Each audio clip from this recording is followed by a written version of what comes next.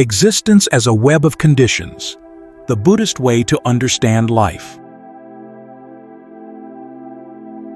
There may come a moment in life when everything ordinary begins to feel strange. You may be sitting alone after a long day, and suddenly the simple fact of being alive becomes difficult to ignore. Why am I here? Why is there this body, this mind, this stream of memories, fears, and thoughts? We did not choose our first breath, our parents, our body, or the world that shaped us before we knew how to think. We arrived already inside a web of conditions. Before we could ask what life means, life was already happening. Buddhism approaches this question from a different direction. Instead of defending a cosmic theory, it asks us to turn toward direct experience. There is feeling, there is wanting, there is attachment, there is suffering. And within this process, there are conditions that can be observed, understood, and released. The human mind often wants a first point. We want to trace the chain of life backward until we find one final source, one original cause that explains everything after it. If we can find the first cause, maybe the whole mystery of existence will become clear. The Buddha did not make liberation depend on that kind of answer. The teaching is aimed at a different task: understanding suffering, understanding its causes, and realizing its cessation. A person may hold many views about the origin of the cosmos and still be dominated by anger, craving, fear, and confusion. A theory of the beginning does not automatically end the burden of becoming. This is why the Buddha's silence on certain metaphysical questions should not be mistaken for weakness. It is a discipline of attention. He refuses to let the mind escape into questions that do not cut through suffering. He turns our attention back to the place where bondage can actually be seen. When suffering arises, what is feeding it? When the sense of me becomes threatened, what is being defended? When pleasure appears, why does the mind want to possess it? When pain appears, why does the mind turn it into a story about self? These questions do not float above life. They meet us inside life. Instead of seeking a first cause, the Buddha observed that things arise because of conditions. When the necessary conditions gather, something appears. When those conditions weaken or cease, that thing changes or disappears. A flame depends on fuel, heat, and oxygen. A thought depends on perception, memory, and attention. A life depends on countless causes that no single person owns. Nothing stands alone. Your body is not separate from food, air, water, ancestry, and the earth. Your mind is not separate from language, memory, contact, and habit. If we insist that the cycle of existence must have had an absolute starting point, we are drawn toward one of two extremes. Either a first cause must stand outside all conditions, close to the idea of a creator, or a first event must have arisen entirely without cause, close to absolute randomness. The Buddha took neither path. He avoided the extremes of everything exists permanently and nothing exists at all, pointing instead to a middle way. Things arise dependent on conditions and cease when those conditions cease. When he speaks of samsara, the cycle of birth and death, the Buddha says that its beginning cannot be discovered. This is not evasion. Within conditioned existence, we cannot establish a first moment before which no conditions existed at all. If we try to set up such a point, we must assume either something arising without cause or a cause standing outside the entire stream. Both assumptions leave the framework of the teaching. Even modern science and philosophy show that the idea of an absolute beginning is more difficult than it first appears. Cosmology can trace the observable universe back to an extremely early state, but it does not settle every metaphysical question about why there is existence at all. Philosophy remains divided. Some traditions argue for a first cause, while others question whether such a cause can be established without depending on something prior. Buddhism takes a different route. It does not make liberation depend on finding the first moment of everything. It asks us to understand the conditions that keep suffering alive now. The past may be immeasurable, but the present link can be observed. What is feeding this suffering right now? What conditions are keeping this cycle turning right now? These are questions we can actually answer. So the Buddhist answer to existence begins here. Life is conditioned.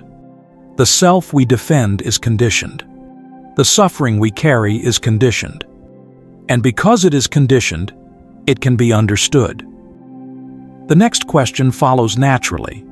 What are these conditions? What keeps bringing this experience of me and my life into being? According to Buddhist teaching, no single cause explains why we are here.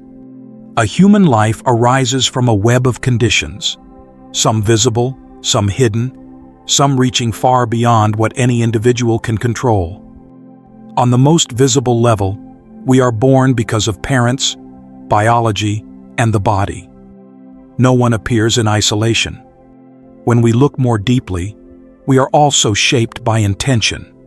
Every action of body, speech, and mind leaves an imprint. Buddhism calls this karma, intentional action and its consequences. What we repeatedly intend, choose, say, and do shapes the mind, shapes habit, and shapes the direction of future experience. Karma itself arises within a larger structure.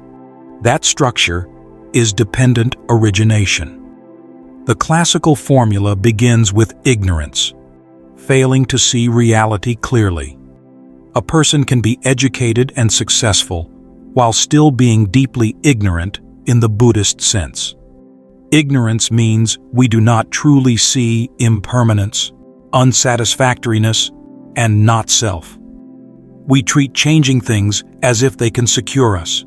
We treat body, feeling, perception, thought, and consciousness as I or mine. From ignorance arise formations. These are intentional activities of body, speech, and mind. And this is where karma lives inside the structure of dependent origination. The second link, formations, sankhara, is the very movement of intention that creates karma. Under the influence of confusion, the mind acts, reacts, reaches, resists, and builds habits. Each of these intentional movements plants seeds that shape the stream of consciousness that follows. Karma and dependent origination are not two separate teachings. Karma is the engine within the larger structure. The formations born from ignorance condition consciousness. Consciousness conditions name and form, the living structure of mind and body. Name and form conditions the 6 sense bases. Through eye, ear, nose, tongue, body, and mind, there is contact with the world. With contact, feeling appears. Feeling here means the basic tone of experience. Pleasant, painful, or neither pleasant nor painful. It is more basic than emotion in the broad sense. A sound touches the ear. A memory appears. A sensation moves through the body. Immediately, there is a tone, agreeable, disagreeable, or neutral. From feeling, craving can arise. If the feeling is pleasant, the mind wants more. If the feeling is painful, the mind wants it gone. If the feeling is neutral, the mind may become restless and search for stimulation. This movement of thirst says, "Give me this," or "Take this away," or "Let me become someone who no longer has to feel this." Craving conditions clinging. Clinging is more than wanting. It is the tightening of identity around what is wanted. We cling to pleasures, to views, to habits and rituals, to images of who we are, to stories about what must be true for us to feel secure. From clinging comes becoming. Becoming describes the way a mode of being forms around clinging. We do not merely want. We become the one who wants. We do not merely feel hurt. We become the wounded one. We do not merely fear loss. We become the self that organizes its life around fear. From becoming comes birth. In the full traditional context, this includes rebirth across lives. Buddhism does not teach that a permanent soul travels from one body to another. The Buddha rejected that kind of fixed self. But Buddhism also does not teach that everything ends at death. That view, annihilationism, was equally rejected. The truth lies between these two extremes. What continues is a causal stream. Think of a flame passing from one candle to another. The second flame is not the same as the first, but it is not entirely unrelated either. It carries the heat, the light, the pattern forward, without any substance jumping across. In the same way, when the conditions of one life end, the momentum of intention, craving, and becoming conditions the arising of a new configuration of consciousness and name and form. There is continuity without identity. There is consequence without a traveler. This is subtle, and it is meant to be. The Buddha was not offering a comfortable story. He was describing a process that follows the same logic as everything else in dependent origination. When these conditions are present, this arises. When craving, clinging, and becoming cease, the stream reaches its end. Seen as a whole, the 12 links describe the full circle of conditioned existence. A being is not brought into the world by a single cause. Body, consciousness, feeling, intention, habit, contact with the world, the pull of craving, the tightening of clinging, the momentum of becoming. All of these weave together. Some conditions are inherited from past actions. Some are shaped by present circumstances. Some reach beyond what any individual can see or control. The teaching of dependent origination does not say that any one of these links is the sole explanation. It says they arise together, support each other, and sustain the cycle as long as they remain unexamined. This is also why the Buddhist teaching never says that every pain in life is your personal fault. A human life is shaped by countless conditions: biological inheritance, social structures, the actions of others, historical circumstances. Buddhism asks us to see causality with maturity, not with judgment. The purpose of understanding these conditions is not to assign blame. It is to see where the cycle can be understood and where it can begin to end. Still, one fact remains unavoidable. Everything built from conditions is unstable. A body formed from conditions will age. A life formed from conditions will end. At this point, the question of existence becomes inseparable from the question of death. Death is where many of our explanations begin to fail. We can build a life, gather knowledge, love people, create work, raise children, and earn respect. Yet the body continues toward aging. Time continues moving through everything we try to hold. Our memories fade. Our plans remain uncertain. Our identity becomes more fragile the closer we look. If everything passes, what can life mean? Many people fear that impermanence makes life empty. Buddhism points to something more exact. Impermanence exposes the suffering hidden inside clinging.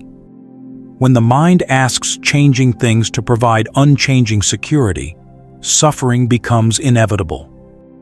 We want love to remain exactly as it is. We want youth to stay. We want our achievements to protect us from doubt. We want our legacy to prove that this self was real enough to survive disappearance. On the everyday level, these things matter. Buddhism asks us to see the burden we place on life when we demand permanence from what is conditioned. This seeing can make us more honest, not cold.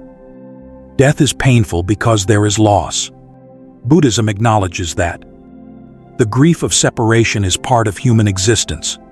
The Buddha named aging, sickness, death, separation from the loved, and not getting what one wants as forms of suffering. This is a clear-eyed teaching. It does not decorate life to make it more comfortable. Yet the deepest suffering around death comes from the claim of ownership. My body, my future, my people, my story. The word "my" seems small, but it carries a whole structure of fear. Once something is mine, its change feels like a threat.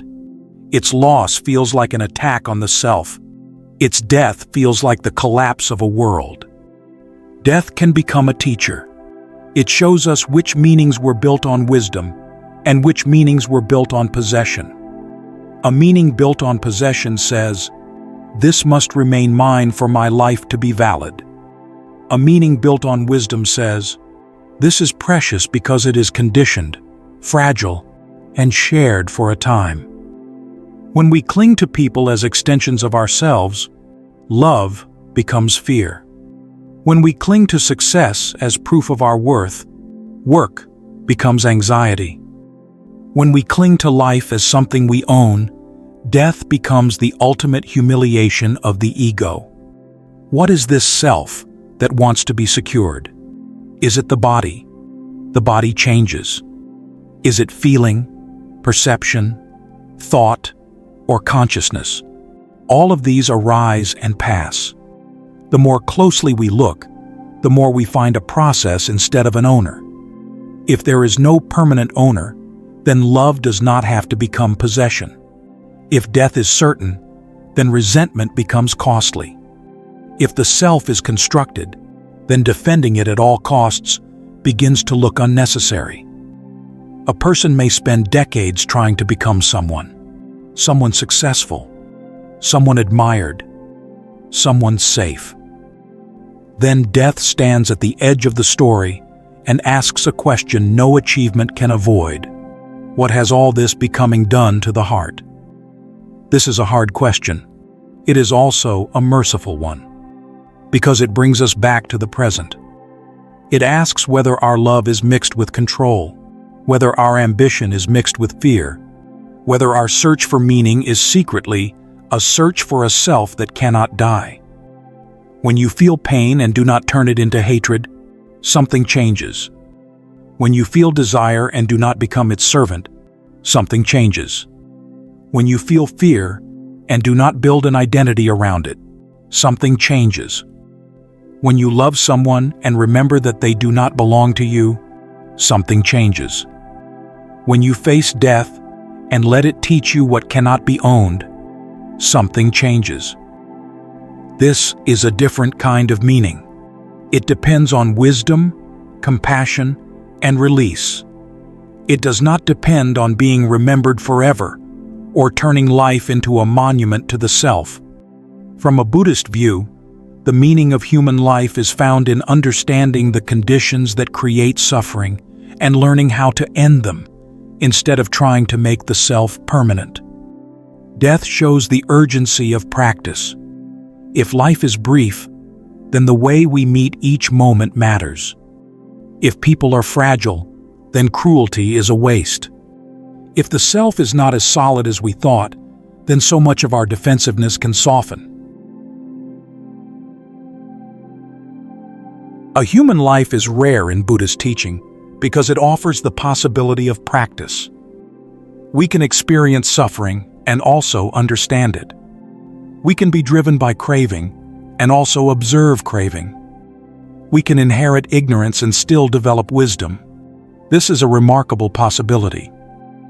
Human life gives us enough pain to question illusion, enough intelligence to investigate experience, and enough moral capacity to change the direction of the mind. The Buddha organized the path of awakening around the Four Noble Truths. These are not beliefs to be accepted. They are truths that ask something of us. The first asks us to understand suffering. The second asks us to abandon its causes. The third points to the cessation of suffering.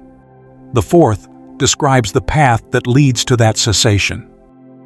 The first truth asks us to understand suffering. Not only obvious suffering such as grief, illness, and despair, but also subtle suffering. The pressure to become someone, the need to be approved, the fear of being ordinary, the unease that remains even when life looks successful from the outside. Much of modern life trains us to avoid this observation. Yet distraction does not end suffering. It only delays the meeting. The first noble truth invites a deeper honesty. Sit close enough to your life to see what is actually happening. The second truth turns to the causes. This is where dependent origination becomes a living practice. We learn to notice the space between feeling and craving. A painful feeling appears, and the mind says, "This should not be happening to me." A pleasant feeling appears, and the mind says, "I need more of this." A neutral feeling appears, and the mind says, "This is boring. I need something else." These reactions look ordinary because they happen all the time, yet they are the beginning of bondage. Practice asks us to know feeling as feeling, without adding to it. This is the heart of contemplation of feeling, Vedananupasana. In meditation, this can be observed directly. You sit. Sensations arise in the body. The practice is to know each one clearly. This is pleasant feeling. This is painful feeling. This is neutral feeling. Nothing more. When mindfulness stays at this level, something becomes visible. There is a gap between feeling and craving. In ordinary life, this gap closes so fast that we never notice it. But in the stillness of careful attention, the gap opens. We feel the pleasant tone, and we see the pull of wanting begin. We feel the painful tone, and we see the push of aversion begin. We feel the neutral tone, and we see the restlessness of boredom begin. In that seeing, the automatic chain is interrupted. A feeling can arise without becoming a command. A thought can arise without becoming identity. A memory can arise without becoming a prison. A desire can arise without becoming the master of the whole life. The third truth points to cessation. When the causes of suffering are fully understood and released, suffering ends. The mind that no longer adds thirst to every feeling, that no longer builds a self out of every reaction, that mind touches peace. Not a peace that depends on getting what we want, but a peace that does not need conditions to be other than they are. The fourth truth is the path itself, often described through 3 trainings. Ethics protects the mind from coarse harm. Meditation steadies attention so experience can be known directly. Wisdom sees impermanence, suffering, and not self. It is the direct seeing that releases. We cannot choose the first conditions of our birth, but we can cultivate conditions now. Once we see conditionality clearly, compassion becomes more grounded. We understand that people act from causes and conditions.